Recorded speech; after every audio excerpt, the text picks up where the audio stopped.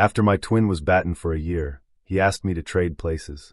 I compiled the evidence, unmasked his abscess, and watched their entire world fall apart. I'm James, 34, a civil engineer here in Seattle. My life is pretty straightforward: good job, my own condo, a reliable truck. Nothing too dramatic, usually.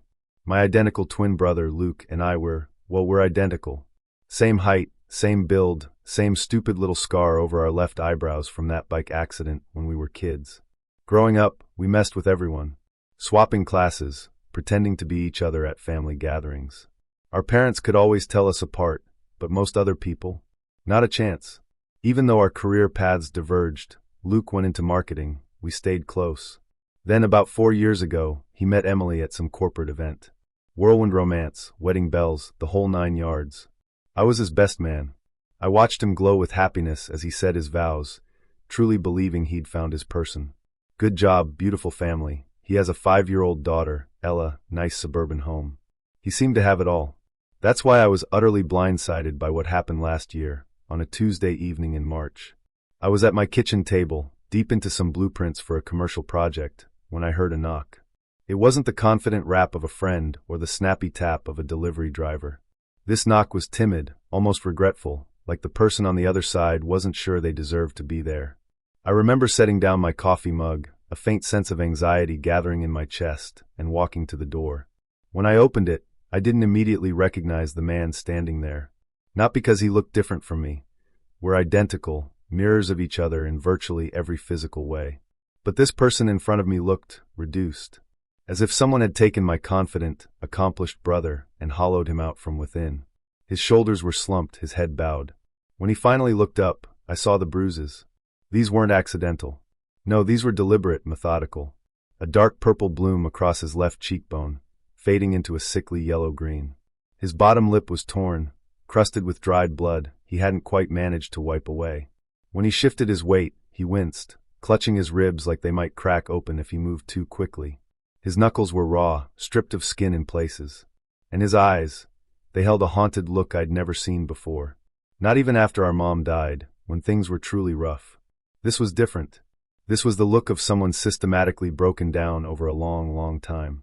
I took a step back, opening the door wider without thinking. Luke walked past me, a ghost drifting through a life he no longer belonged to. I closed and locked the door behind him, then turned to face him. He stood in the center of my living room, arms wrapped around himself, staring at the floor. The silence stretched out, oppressive, crushing, until I finally managed to whisper his name. He flinched. That small reaction, so unlike the confident, charming brother I'd known my entire life, sent a cold rush of anxiety through me. What happened? My voice came out rougher than I intended, laced with stress and a hint of something fierce. He didn't answer right away. Instead, he slumped onto the edge of my couch, moving slowly, as if every part of him ached. He leaned forward, elbows on his knees, head hanging, hands clenched so tightly his knuckles turned white. When he finally spoke, his voice was barely a whisper. Broken. Wounded. It made my chest ache. It's Emily's brothers, he explained simply. Ryan and Daniel. My stomach sank. I vaguely remembered them, loud, domineering men who always took over family gatherings, shouted over everyone, acted like they owned the very air they breathed. Ryan, the older one, 35, worked in construction management. Daniel, younger, around 30, in sales. Both of them exuded that aggressive confidence that comes from never being properly challenged. I'd always just assumed they were the type you tolerated because you had to, not because you wanted to. But this was something else entirely. Over the next 2 hours, Luke poured it all out. His voice cracked. His hands shook as he recounted the events of the previous year. It started small, he said. A nudge here, a harsh comment there, usually disguised as roughhousing or brotherly fun and dismissed as harmless. They'd mock him at family dinners, insult his marketing job, call him wimpy, weak, not macho enough for their sister. Emily would sometimes laugh along, or worse, just look away, saying nothing as they tore him apart, piece by piece. Luke thought he could handle it. He figured if he just kept his head down, stayed quiet, proved himself, they'd eventually leave him alone. But it only got worse. They started showing up at his house unannounced, barging in like they owned the place, raiding the fridge, changing the TV channel, making it clear Luke had no say in his own home. When Emily wasn't around, they'd watch him, test his limits, push him harder. About 7 months ago, After he politely asked them to leave because Ella was trying to sleep upstairs, Ryan threw him into a wall. Luke had tried to stand his ground, tried to set some basic boundaries. That's when the first serious beating happened. They confronted him in the garage one Saturday afternoon, telling him he was embarrassing the family and needed to learn his place. Daniel held him while Ryan methodically, coldly punched him, like he was teaching a lesson rather than losing his temper. They warned him not to tell anyone, especially Emily. They claimed no one would believe him anyway, and if he tried to cause problems, they'd make sure he lost everything: his marriage, his daughter, his reputation. They'd paint him as erratic, violent, a liar.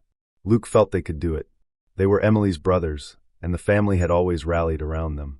He'd seen Emily's parents, John and Linda, practically adore Ryan and Daniel, as if they could do no wrong. So he stayed silent. Despite the injuries, the threats, the humiliation, he struggled to survive. The beatings became increasingly regular. Ryan would show up when Emily was at work, force his way inside, and use Luke as a punching bag for whatever frustration he was feeling that day. Daniel would occasionally join in, pinning Luke down while Ryan worked him over. They were careful, usually aiming for body blows that could be covered by clothes, with only occasional facial injuries that Luke would explain away as workplace accidents or clumsiness around the house. Emily saw the bruises, but accepted his answers without question. Perhaps she didn't want to face the truth. Perhaps she was willfully blind to what her brothers were doing. Either way, she never pushed, never demanded real answers, never prioritized her husband's safety over her family's tranquility. The saddest part, Luke explained, was how they used Ella as leverage. They'd make veiled threats about what might happen to a little girl if her father wasn't attentive. They'd talk about custody disputes, how judges always favored the mother, and how easy it would be to portray Luke as an inadequate parent. Those threats kept him immobile, trapped in a nightmare he couldn't wake from. "I'm afraid all the time," he confessed, his voice breaking. "I'm afraid they'll escalate and hurt Ella. I'm afraid Emily will choose them over me if I force her to pick a side. I feel like I'm drowning, and I don't see a way out." That's when he looked up at me, eyes red-rimmed and distraught, and asked if I could help him. Not in some vague, future way. He needed help now. He wanted to vanish for a while, to regroup, to breathe, to figure out what to do next. But he couldn't just leave. Ryan and Daniel would go after him, or worse, they'd vent their wrath on Ella. He needed someone to take his place, just for a little while, just enough to buy him some time. And because we were twins, had spent our whole lives being mistaken for each other, and no one outside our immediate family could tell us apart until they looked closely, he thought I might be able to pull it off. He was asking me to become him, to step into his life, wear his face, and endure everything he'd been through while he hid somewhere safe and tried to heal. I should have said no. A sensible person would have. The plan was absurd, risky, and legally problematic at best. But I couldn't. I saw how broken my brother was. My twin. My other half. The guy with whom I'd shared a womb, who understood me better than anyone else in the world. I saw the injuries, the anxiety, the exhaustion written all over his face. I couldn't let him go back to that place alone. I couldn't let those men keep abusing him, grinding him down until nothing was left. So I answered yes. I promised him I'd do it. I would switch places with him, enter his life, confront his tormentors, and give him the time he needed to flee. More importantly, I resolved to hold Ryan and Daniel accountable for their actions. I wouldn't merely survive in his position. I would set a trap. I would gather proof, expose their cruelty, and undermine their authority over him. I would teach them something they would never forget. We spent the following 3 days preparing every aspect with military precision. I temporarily moved into Luke's apartment as we prepped, using my condo as a staging ground for the necessary equipment and papers. Luke talked me through every detail of his daily routine. How he tied his shoes, the exact route he took to work, avoiding certain streets that added stress to his morning. He showed me his workplace workstation through photos and videos he'd secretly captured on his phone. I memorized the names of his coworkers, David, who sat in the adjacent cubicle and constantly wanted to talk about sports, and Sarah from accounting, who brought in handmade cookies every Friday. His supervisor, Laura, who had excessive expectations for turnaround times. I learned about his ongoing marketing activities, got to know the clients he worked with, and studied the industry lingo he employed daily. The evenings were spent understanding his family life. Luke showed me footage of Ella at supper, while she was getting ready for bed. I observed how he interacted with her, the specific voices he used when reading different characters in her storybooks, The way he counted down from 5 when she was delaying bedtime. How he celebrated when she drew a new picture. Ella was currently obsessed with dinosaurs, particularly velociraptors, and loved creating detailed depictions of them in jungles. She always carried a stuffed triceratops named Mr. Stompy with her. Emily was more complicated. Luke explained how she took her coffee, 2 sugars, a splash of cream, served in the blue mug she'd received from her parents. She worked as a billing coordinator for a downtown medical office, usually leaving the house by 7:30 and returning around 5:15. She disliked discussing work at home, preferred reality TV shows in the evenings, and had developed the habit of scrolling through social media on her phone rather than engaging in real conversation. She wasn't always like this, Luke explained quietly one night. When we first got married, we'd talk for hours, make plans, dream about the future. But somewhere along the way, she started pulling back.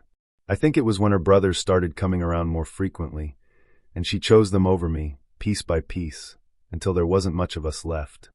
Emily prioritized her brother's opinions over Luke's feelings, dismissing his concerns about their intrusive behavior, making jokes at his expense when they mocked him, treating it as harmless sibling teasing instead of the systematic undermining it was.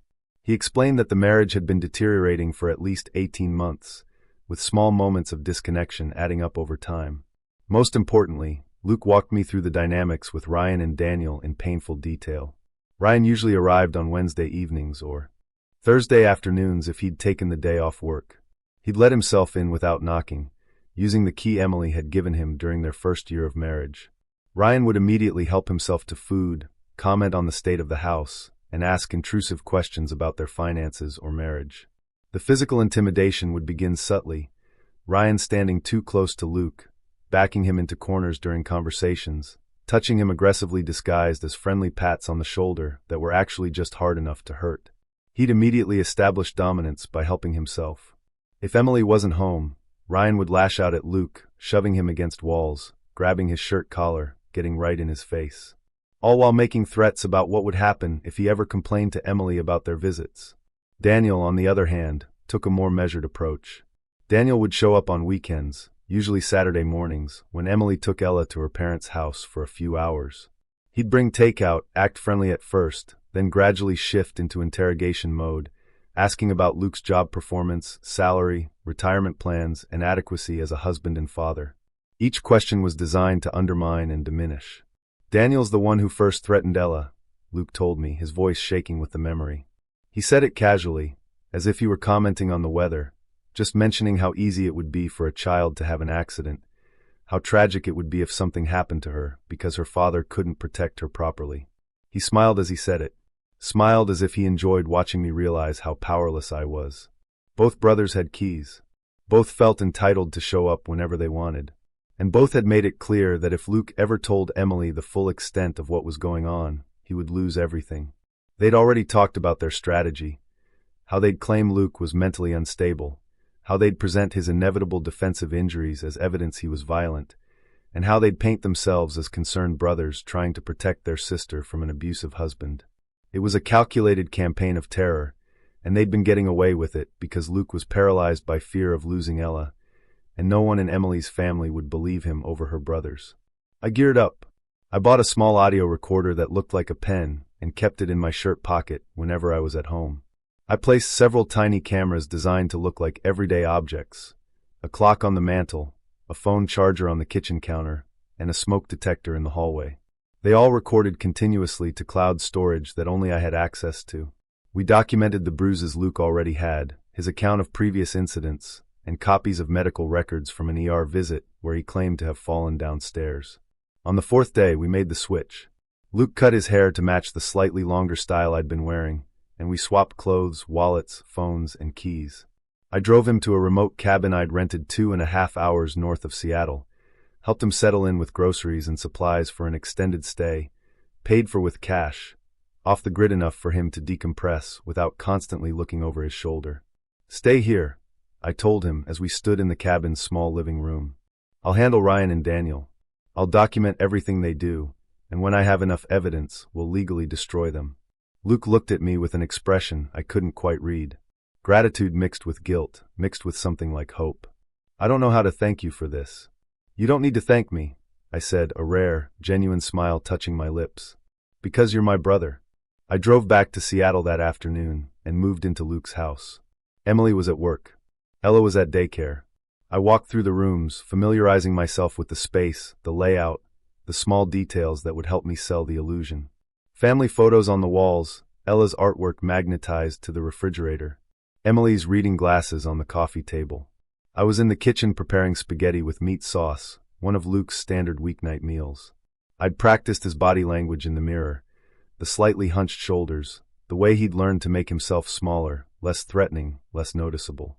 "Hey," I said as Emily walked in, keeping my voice level and neutral.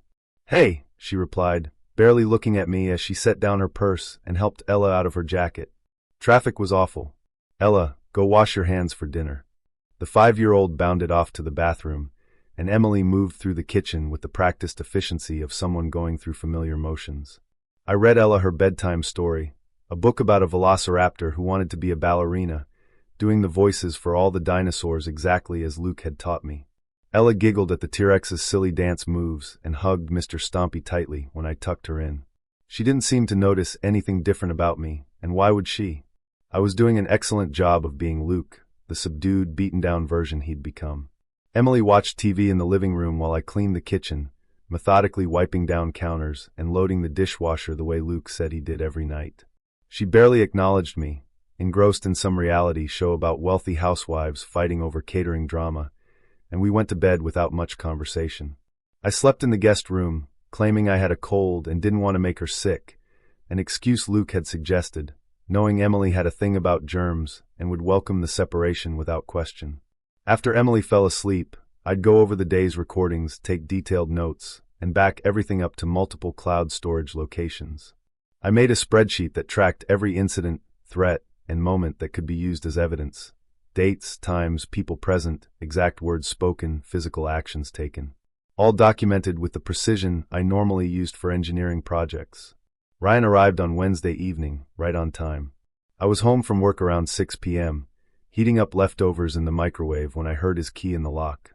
He walked in like he owned the place. Didn't knock, didn't announce himself.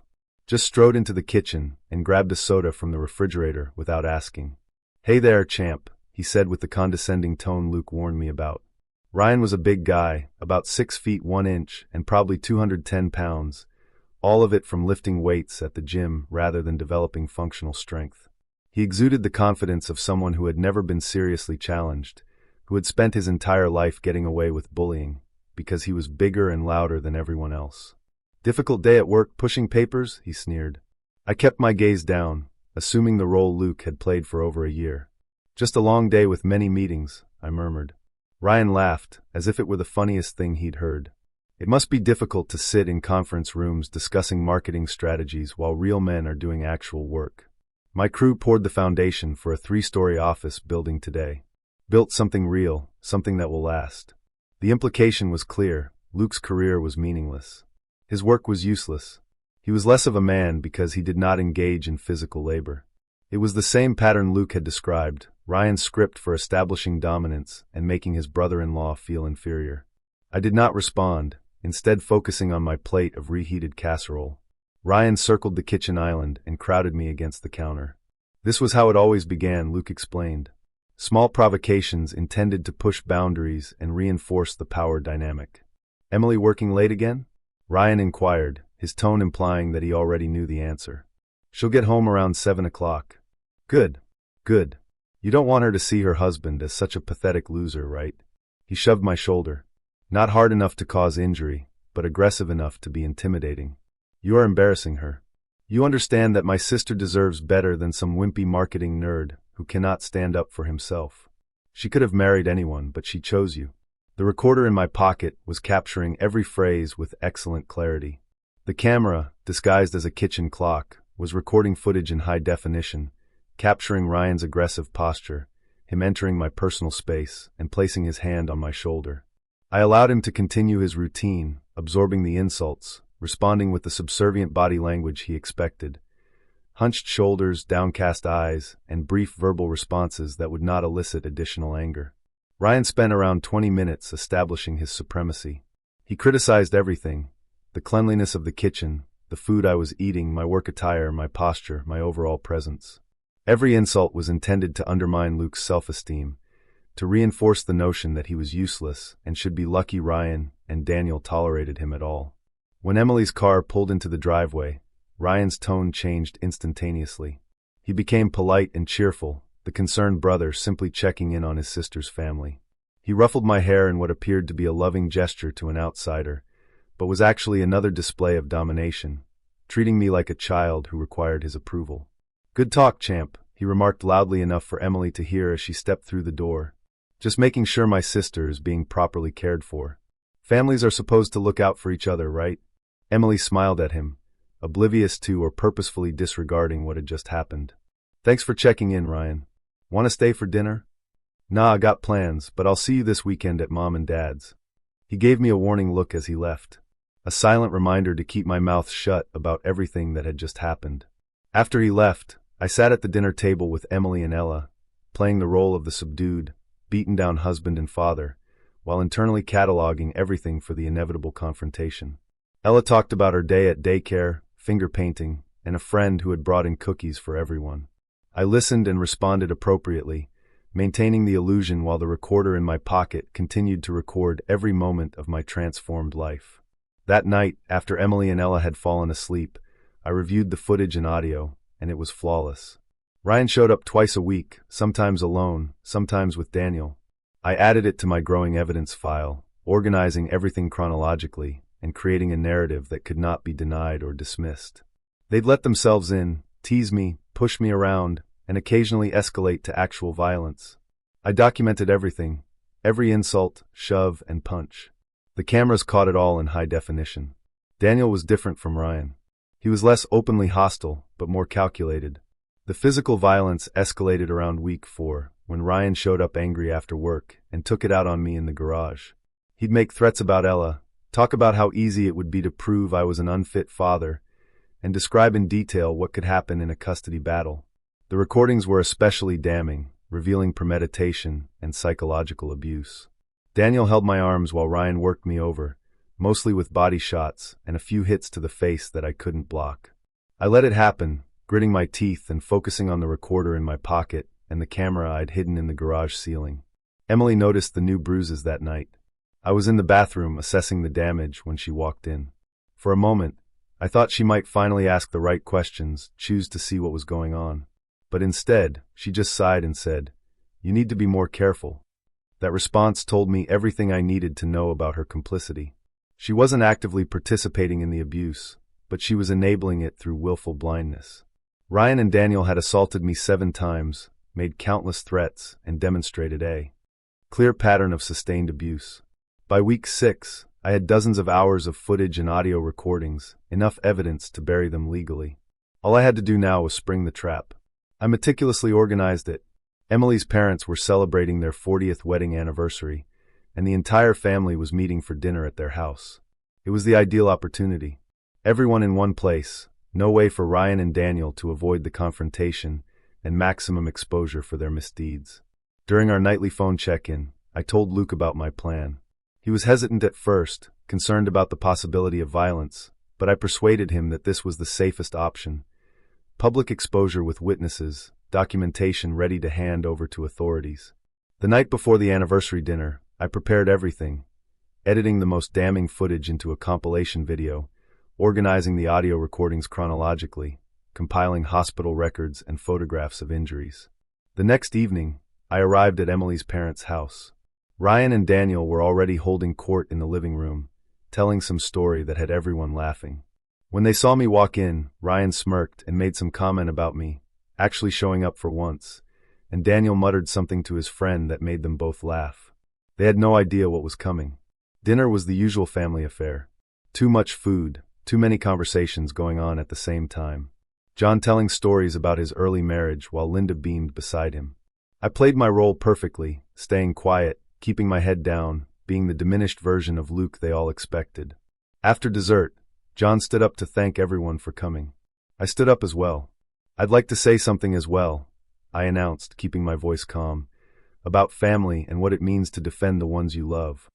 The crowd grew quiet, bewildered. This wasn't part of the program. Emily gave me a warning glance, evidently uncomfortable with me garnering attention. Ryan and Daniel exchanged glances, probably thinking I was about to embarrass myself in some way. I pulled out a small remote control and pointed it at the TV mounted on the dining room wall. I'd arranged with John earlier to set up a laptop connection, claiming I wanted to show family photos, and he'd agreed without question. For the past 6 weeks, I continued as the screen flickered to life, I've been documenting something that's been happening in this family. Something that everyone here needs to see. The first video began playing. Ryan entering Luke's house uninvited and immediately beginning his verbal assault. The audio was crystal clear. Every insult and threat was perfectly captured. The room went completely silent as people watched. Linda gasped. John's face turned beet red. Emily paled. Ryan began to stand, but his father yelled at him to sit down and watch. And the compilation continued. 6 weeks of abuse condensed into a devastating 12-minute presentation. Ryan pushing me against walls, Daniel holding me while Ryan threw punches. Both of them making explicit threats about Ella, about wrecking Luke's life if he ever spoke up. The film was indisputable, time-stamped, and clearly showed faces. Some of the women in the room began crying. John appeared to be on the verge of a heart attack. Ryan and Daniel sat frozen, their faces cycling through shock, anger, and finally fear as they realized the magnitude of what they were watching. When the video ended, the silence was deafening. I stood in front of 35 witnesses and said, Ryan and Daniel have been systematically abusing Luke for more than a year. They've battered him, threatened him, terrorized his daughter, and converted his house into a prison. And everyone in this family, everyone allowed it to happen. Ryan surged out of his chair, his face twisted with wrath. You can't. This is taken out of context. Context? I repeated calmly. Please explain the context in which it is okay to beat your sister's husband and threaten a 4-year-old child. Daniel tried a different approach, turning to his parents with desperation. Dad, this is absurd. He's making it up somehow. We were merely just what? I interrupted. Just tormenting someone for a year. Just committing several laws, including assault, battery, terroristic threats, and criminal trespass. All of this has been videotaped and reported to the police. At this point, I unveiled the second part of my plan. 2 uniformed officers entered through the front door. I had phoned them earlier, outlined the scenario, and offered preliminary evidence. They had agreed to stand by during the dinner, waiting for my signal. The cops approached Ryan and Daniel, informed them that they were being arrested for assault, battery, criminal threats, and harassment. Ryan began yelling about lawyers and false accusations. Daniel went pale and silent. Their parents watched in horror. Friends and extended family stood frozen. Emily sobbed in the corner. And as they were being let out, Ryan turned to me, pure hatred in his eyes, and snarled, You're going to regret this. We will destroy you in court. We will take everything. I looked at him calmly. You've attempted to destroy someone for over a year. You attempted to break him, to make him feel powerless and worthless. But I'm no longer your victim. Ryan's face went blank with astonishment as he heard that final comment. But before he could understand it, the officers dragged him to the door. Both brothers were thrown into cop cars and driven away. The house became much quieter, with only the subtle sound of Linda crying and others shifting uncomfortably. I turned to the remaining guests. I believe it is time for everyone to leave. If anyone wants copies of the proof to help them grasp what has happened, I can send them. Otherwise, please go. Most people couldn't leave fast enough, offering awkward condolences or apologies, or just fleeing in shock. Linda approached me before she left, tears streaming down her face. I'm so sorry, she said, voice breaking. I didn't know. I had no idea they were doing this. I glanced at her and saw genuine terror in her eyes. Maybe you didn't realize the extent of it, I said. But there were signs. There were times when you could have asked questions. You may have puzzled why your son-in-law appeared to be increasingly terrified and beaten down. The signs were there. Everyone decided not to see them. She nodded, crying more, and walked away with John, who had yet to speak. Emily sat on the couch, her face blotchy from crying, and looked up at me with something resembling fury. How could you do this to my family? She inquired, her voice quivering. We're going to lose everything because of you. I sat across from her, suddenly fatigued as the adrenaline that had kept me going began to wear off. Emily, your brothers have been hitting your husband for over a year. They terrorized your daughter. They transformed your house into a haven of dread and violence, and you allowed them. You made things easier for them. You prioritized their approval over your family's safety. This did not happen because of me. This happened as a result of choices you and your brothers made, repeatedly. She shook her head, still in denial. But they were just being protective, making sure you were treating me well. I let out a bitter laugh. Protecting you from what? From a husband who adored you and wished to create a life with you? Emily, they weren't defending you. They were controlling you and abusing him, and you let them because it was easier than standing up to them. I stood up and told her that divorce papers would be filed within a week, that Luke would be seeking sole custody of Ella, and that she should hire a lawyer. She looked at me in confusion, about to ask something when I decided to tell her the truth. I'm not your spouse, I clarified, my voice steady. I'm his twin brother, James. Luke came to me 6 weeks ago, bruised, afraid, and broken. He urged me to trade places with him, so he could escape and heal. So, I came into his life and took his position. I've been living here, absorbing the abuse he was taking, documenting everything, and constructing a case to destroy the men who were destroying him. I watched her face cycle between uncertainty, disbelief, shock, and eventually comprehension. You are his brother. This whole time, everything you've been doing to Luke for the past 6 weeks, you've been doing to me, I said. Every blow, every insult, every moment of cruelty, I took it for him. And I videotaped it all. Your husband is safe, away from you and your brothers. He's been healing, and I've been gathering evidence to ensure Ryan and Daniel face the consequences of their actions. She looked at me for a long time, and I noticed something shatter behind her eyes. I went upstairs to the guest room I'd been using, closed the door behind me, and shut her out. She put her face in her hands and sobbed. And I felt no sympathy. I told her I'd be staying in the house that night, but she should probably go to her parents' place. I had exposed them, sprung the trap, and they had stepped straight into it. Everything else would follow from here. The legal proceedings, the penalties, the rebuilding. I took out my phone and dialed Luke at the cabin.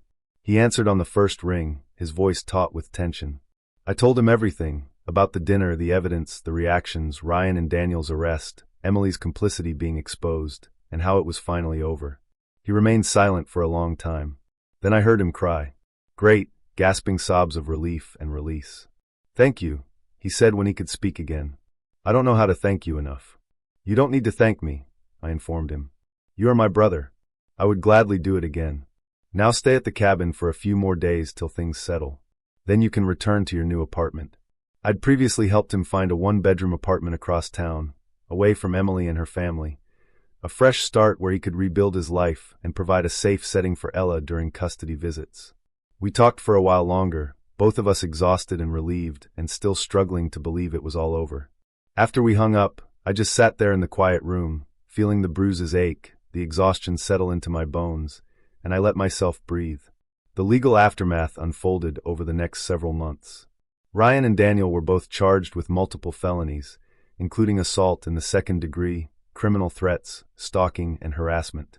Rather than risk a trial, both agreed to plea bargains. Ryan was sentenced to 16 months in county jail and 2 years probation, while Daniel received 12 months probation. Both were ordered to have no contact with Luke or Ella indefinitely. Luke's divorce from Emily was finalized 3 months later. Emily's parents, John and Linda, actually reached out to Luke after the judge reviewed all of the evidence and made it clear that Luke was the stable, protective parent. Luke was granted sole physical custody of Ella, with Emily having supervised visitation rights. The judge was appalled at how Emily had enabled the abuse and made it clear in his ruling that Luke was the stable, protective parent. They apologized profusely, said they were ashamed of their sons and their own blindness, and expressed a desire to maintain a relationship with Ella if Luke would allow it. He agreed to supervised visits, recognizing they were Ella's grandparents, and they appeared genuinely sorry. As for me, I returned to my condo and my normal life. The bruises healed, and the stiffness went away, but the experience altered me in ways I'm still processing. I now have a better grasp of what it means to be truly vulnerable, to be stuck in a situation where calling for help appears impossible. It showed me the dark lengths some people will go to maintain power, and the incredible, unbreakable bond that can exist between brothers. So, what do you think? Was I right to step into my brother's shoes and expose his abusers so dramatically? Or was there another way to handle a situation like this? I'm really interested to hear your perspective in the comments below.